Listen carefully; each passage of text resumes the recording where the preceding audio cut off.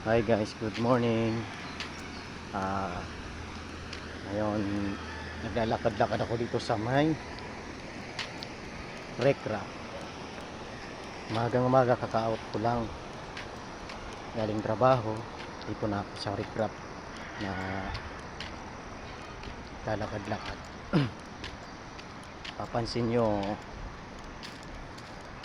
maganda yung morning ngayon, no?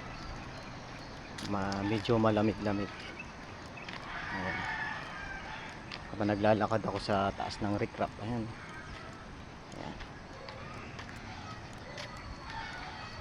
Nakikita akong puting ibon, ayun, oh.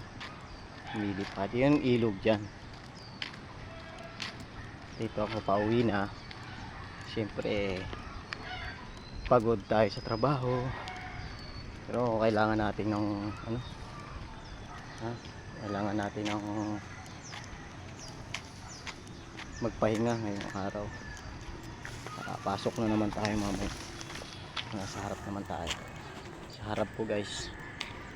Ayun, nasa harap na inyo ako, no. Habang naglalakad ako dito sa Recra, siyempre nag-video muna ako para mawala ba yung pagod ko dito. Kahit mahirap magtrabaho, lalo pag wala kang trabaho, lalo nang mahirap maghanap ng trabaho.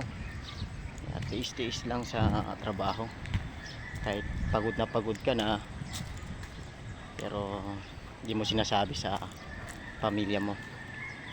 Basta importante masaya ka sa work mo tsaka pamilya mo. Pag nakita mo sila masaya yung sa trabaho mo, tapos sa pamilya mo masaya pa, sarap magtrabaho pag laging masaya, nakangiti lang tayo. Ganun, parang ganun, diba? Parang nakangiti lang. Siyempre naglalakad ako dito, maraming kawayan.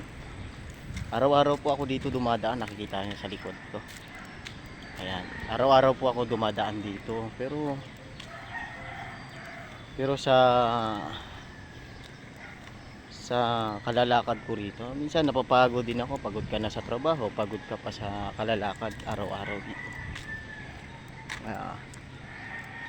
Isa lang naman gusto kong hiling sa inyo guys. Malay nyo may mag-sponsor sa akin ng motor, may sasakyan, mag-sponsor sa akin dyan, sa mga followers ko dyan. Mahirap kasi maglakad hanggang dulo yan, hanggang dulo doon.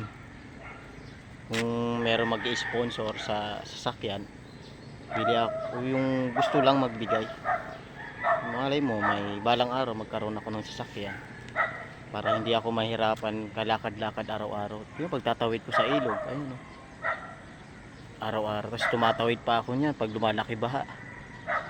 Minsan wala ka ng saplot pagkatatawid ka ng ilog. Mahirap naman kasi dito sa inuuwian ko. Pag umiikot ka, pag malaki baha, iikot ka doon sa dulo. Di mapapamahal pa masahe mo. Siyempre, mahirap talaga sa sitwasyon ko at sa trabaho ko.